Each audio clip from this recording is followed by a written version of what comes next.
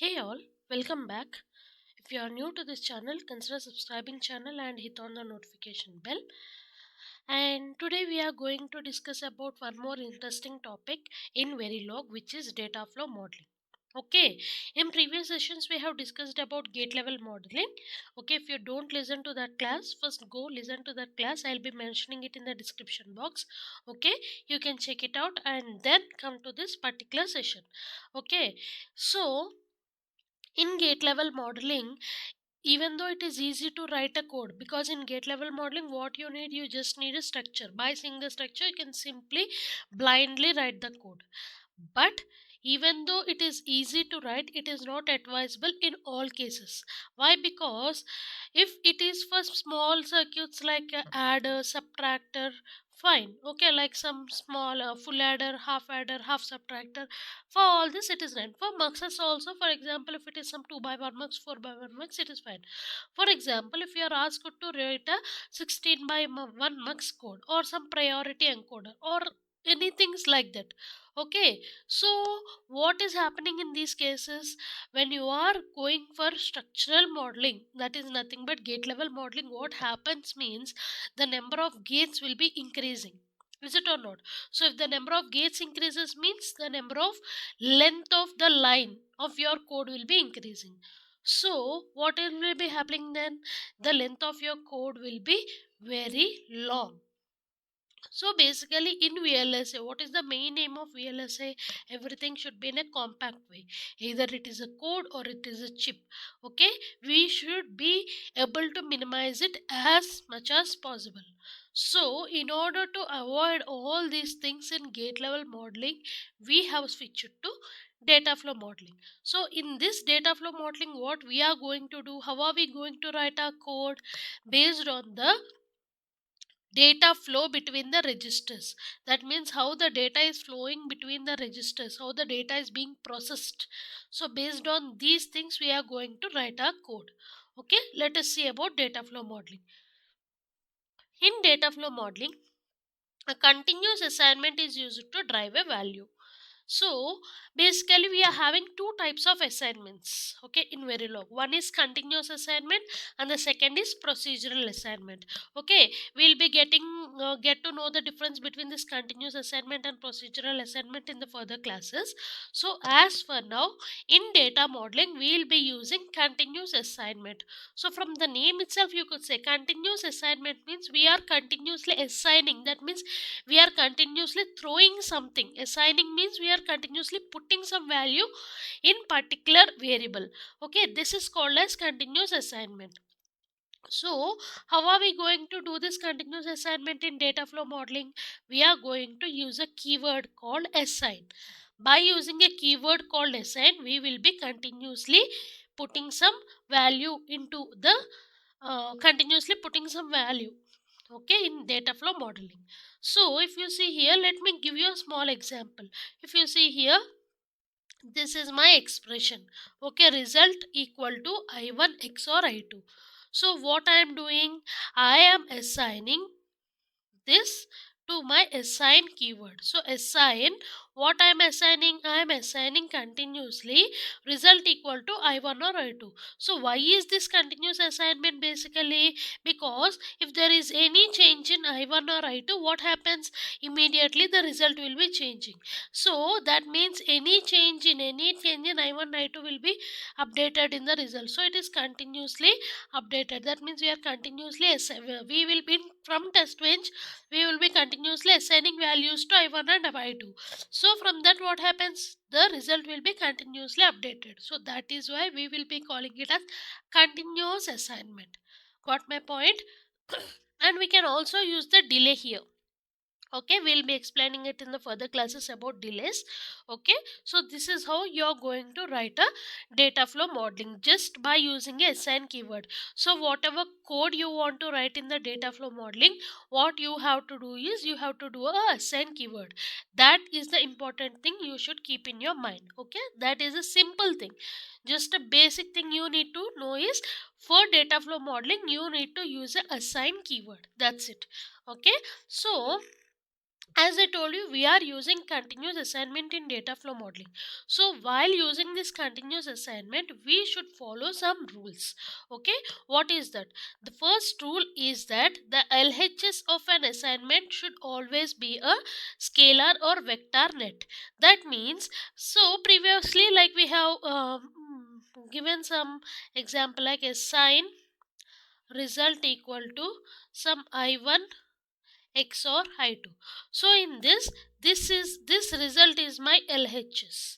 Okay, this I1 comma I2 is my RHS expression.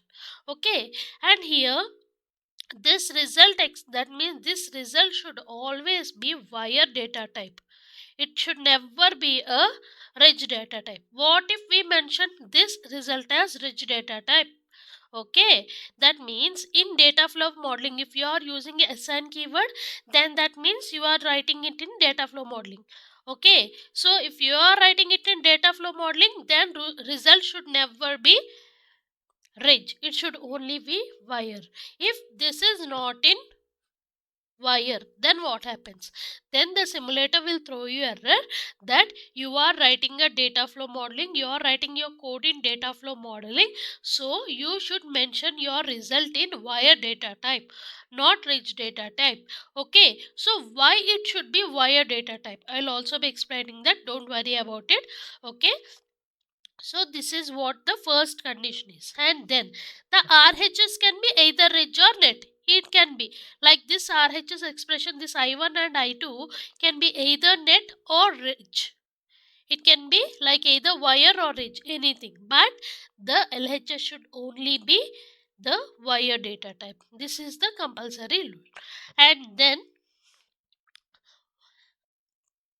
so, since continuous assignments are always active, as soon as the RHS operand changes, it assigns in LHS operand. So, what is the meaning of this? That means, so we have discussed about 4 regions in the previous class. Okay, like I have explained it in system task. During system task class, I have explained like in Verilog you are having 4 regions like active, inactive, okay, NBA, and postponed. Okay, so when it comes to data flow modeling, like assign, okay, when you are using a assign keyword, then that expression is always executed in the active region. Okay, it won't go to inactive and be and postponed, it will directly be executed in the activated region. So that is why whenever there is any change in I1 or I2, then this expression is solved and it is immediately assigned to the result keyword result. Okay, that is what I am telling here. That means as soon as there is any change in I1 or I2, it will be processed and it will be assigned to result if you don't give any delay. For example, if you are giving any delays for this, then based on the delay it will be the output will be assigned. Okay, you will also be knowing it when we discuss about delays, don't worry about it. But as for now, continuous assignments are always executed in the active region. Okay, this is one more important point in continuous assignment. Okay, and then see, that is what the RHS expression is evaluated whenever one of its operand changes. That means if any of this I1 and I2 is changed, then the operation is immediately evaluated and then it is immediately assigned to the result. Okay, so we can also use delays, right? So basically 3 important points you need to remember in while you are using a continuous assignment is that your LHS expression should always be in a wire data type. Your RHS can be either net or rich, but your LHS should always be a net data type, nothing but wire data type. Okay, and then this continuous assignment will always be in active region. That means it will always get simulated in the active region. Clear? So these are the 3 important points you need to remember. So now, before going to the next topic, we are going to I am going to just give you a reason like why this particular LHS should always be a wire data type but not rich. So the reason behind this is very simple. Like if you see a sign, okay, result, I1 XOR I2, right? This is my expression. So, as I already told you, any change in I1 and I2 will immediately be impacted on result. Is it or not? So, in test bench, what you will be doing, you will be continuously assigning values to I1, I2. Is it or not? That I1 equal to 1, I1 equal to 0. In this way, what you will do? I1 1, I2 1. So in this way you will be continuously driving values. Is it or not? So what is happening here? Since you are continuously driving the values for I1 and I2, then this result can't hold any value. As soon as this particular I1 changes, this result will be changing. As soon as I2 changes, result will be changing. So there is no particular value to hold for this result. Is it or not? So that is why this result can't hold any value, because it is in active region. It will be simulated in the active region. So since you are continuously driving the values, the result will be continuously changing, so there won't be anything for holding. So that is the reason why this particular LHS should always be wire, because in Verilog, you already know that wire is the one which will be driving the values. Ridge is the one which will be holding the value. Since it can't hold the value, so it shouldn't be ridge. It should only be wire. Got my point? So this is just a logic like why it is not ridge and why it is wire. Got my point? So this is about rules and characteristics of continuous assignment. Now, if you see in this, as I told you, assign some expression. Is it or not? In any data flow modeling, basically you will be using the assign keyword followed by some expression. So, what does this expression mean? Expressions means it should contain some, for example, C equal to A plus B. Is it or not? This is my expression. So, what does the expression consist of? It consists of some operators. So, that is why operators are very important in data flow modeling. So, in data flow modeling, you will be writing the code only based on the operators. So, the more you know about operators, the more you will be confident in writing the code in data flow modeling in Verilog. Okay, so that is what expression is nothing but combination of operators and operands. Nothing but, for example, this is C equal to A plus B. This is called operators and these are called as operands. Okay, operands means which are working on the operators. I think you already know about it. Okay, so this is what Verilog operators means.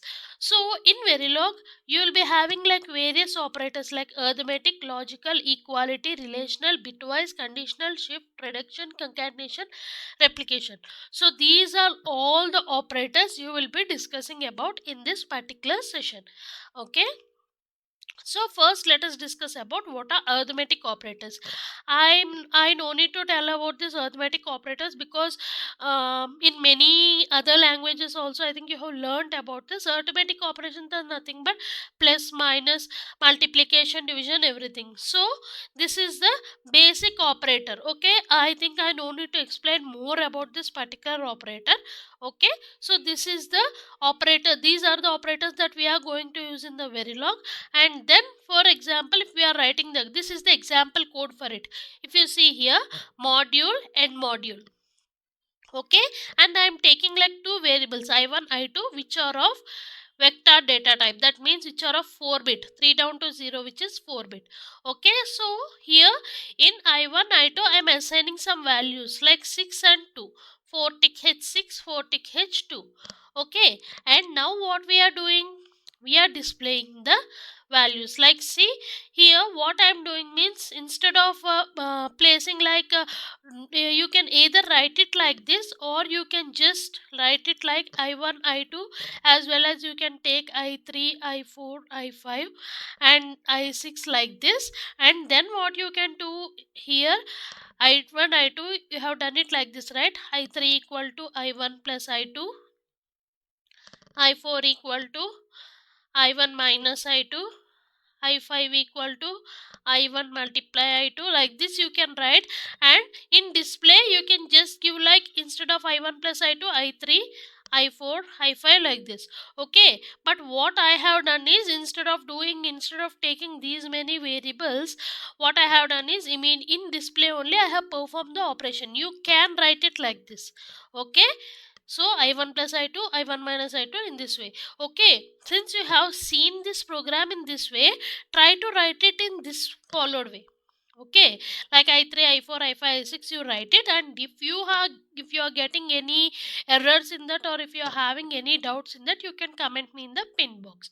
Okay, right? So this is about arithmetic operators. See, the output is 6 plus 2 is 8, 6 minus 2 is 4, multiplication C. C is nothing but, since this is hexadecimal, 6 into 2 is nothing but 12. 12 is C. Got my point? In this way you will be writing the arithmetic operators. And then coming to logical operators. Logical operators means you will be performing the operation based on logic in any verilog, not only in verilog, in any computer program. You will be having only two logic, either logic 1 or logic 0. Is it or not? Logic 1 represents true, logic 0 represents false. In verilog also, for logic operators you are having only two logics, like logic 1, logic 0. That means, either if it is logic 1, then it will be displayed as true. If it is logic 0, then it will be displayed as like false. Okay, in logic operators you are having three types, like logical negation, which is denoted by this symbol. Okay, logical AND, like two AND symbols, logical OR, two OR symbols.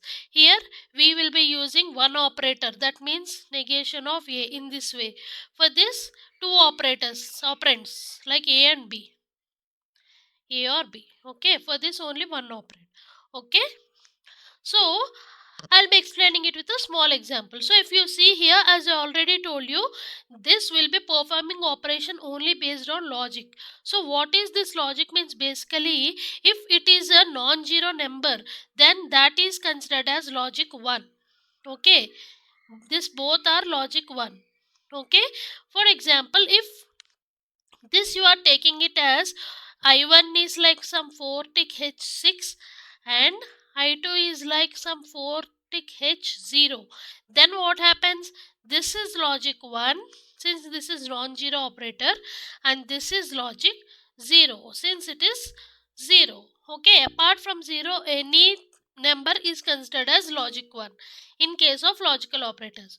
So that means, here see, logic 1 and logic 1, nothing but logic 1 and logic 1 is obviously logic 1. For logic OR and logic OR is nothing but 1. Okay, negation of logic 1, nothing but, see, negation of logic 1, nothing but opposite of logic 1, that is 0. Got my point? So basically this is how you will be writing the logical. For example, if you are using like some X or Z in your logic operation, then how is it going to be performed? So for example, if you see here, there is 1 1 here, like 1 X 0 Z. So if you see here, even though the X is 0 or Z is 0, or X is 1 and Z is some high impedance like 1 1 also, even though there is X is either 0 or 1, this expression will be having the value logic 1. Why? Because it is having 1 1 here. Like see, 1x0z, right? 1101, that means some value which is non-zero. Okay, since you are having 1 1 here, that means it is a non-zero. For the same thing also, here you are having 1, so it is also a non-zero. Since these both are non-zero, so nothing but logic 1 and logic 1. So it will be based on logic 1 and logic 1, that is 1 1. Okay, so how should we, for example, for this same example, 4 tick B, no, instead of 0x0z we are having 0x0z, then it will be giving you output as x. Why? Because if x is 1, then it is a non-zero value. If x is not 1, then it is a 0 value. Is it or not? So that is why, based on the x only, this value is being changed. So because of that, since x doesn't have any value, like it can be either 1 or 0, so that is why you will be getting the output as neither 1 or 0, but it will be x. Got my point? So if you don't understand this, if you are confused in this, you can ping me so that I'll explain you in one more session also. Okay, if you are not understanding it, just go, let me know. Okay, so next is bitwise operator. So if you see here, this is a bit tricky. Like in logical operation also you are having same operators, in bitwise also same. So but in logic you are having like this, and in bitwise single. Okay, why is it? Because in basically in bitwise you will be performing the operation bit by bit, not by entire logic. Like if you see in the previous thing, by taking this entire value as logic 1, by taking this entire 6 as logic 1, we have done the value. But in bitwise operator you will be doing it like bit by bit, bit by bit and bit by bit or. Okay, so in bitwise operators in verilog you are having 5 bitwise and or. Okay, XOR, XNOR, and then negation. For negation, in case of logical operators, if you see, you are having not in this symbol. Okay, these are the symbols you need to remember. But in case of bitwise, it is from this, you from symbols also you should know whether which type of operator is it. This is the logical not. Okay, this is bitwise not, nothing but bitwise negation. Okay, you should remember that, right? So this is about bitwise operator. So let us see with an example. If you see here 6 and 2. Okay, first thing I am performing, and how is it going to be performed? So 6 means 0 1 1 0. Okay, 2 means 0 0 1 0. So now what is happening? 0 and 0 0, 1 and 0 0, 1 and 1 1, 0 and 0 0. So based on this the operation is being performed. So 0 0 1 0 means the value is 2, you will be getting 2. Similarly, okay, for this if you see 0 0 0, 1 plus 1 0 1, 1 plus 1 1, 0 or 0. So 0 1 1 0, nothing but 6. So in this how the operations will be performed in bitwise operators. If they are x's, so the output will be x obviously, because based on if it is 1 or 0, the value, if the value changes, then it will be in that way. See for example 1x 0z. Okay, like 1 0 0, x and x, so x 0 and 1, sorry 0 and 1, and so that is why 0, z and x, x obviously. Okay, if you see here 1 0 1, 1 plus 0, x plus x x, 0 plus 1 1, 3 and x 0. Okay, in this way you will be performing the operations for bitwise operators.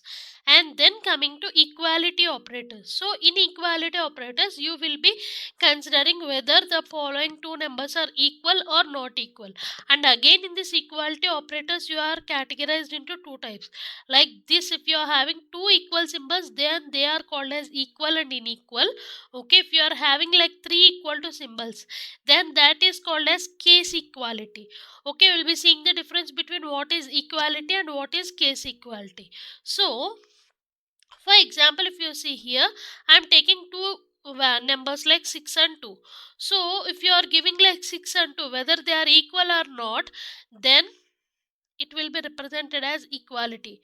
Like 6 and 2, obviously they are not equal, so it will be giving you output like 0. Okay, see here, are they equal? Not equal, so that is why 0. And I am for the second I am telling they are not equal, so that is why it is true. Okay, for this see example here, 1 and 1 equal, x and x. Okay, so here also x, here also x is there.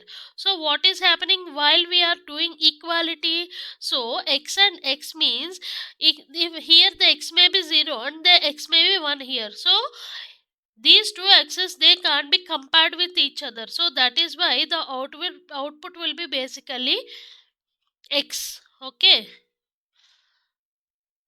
for this the output will be x. Okay, I think it is missed here. Okay, but in case of case equality, what will be happening means it will be comparing with both x's and z's. That means here see 1 1, fine, equal x and x, so same x's, so that is why equal 0 0 equal z and x not equal. It will be comparing it like this. Okay, see, the key difference between equality and case equality is nothing but in case equality produces x result, whereas equality produces x results if any operands have x bits. That means here it will be comparing both x and z values also in case of case equality. So it will be having only two values, like it will produce either value 1 or it will produce either value 0. Okay, but in case of equality operators, it will be producing both 0, the output can be either 1 or 0 or x. So see, if here we are producing any x's, then the output will be x. Okay, but in case of case equality, you will be having only 1 and 0. Why? Because x will be also be compared, like if in both positions here, if you see, both are having x, so it is taking as x and x as equal.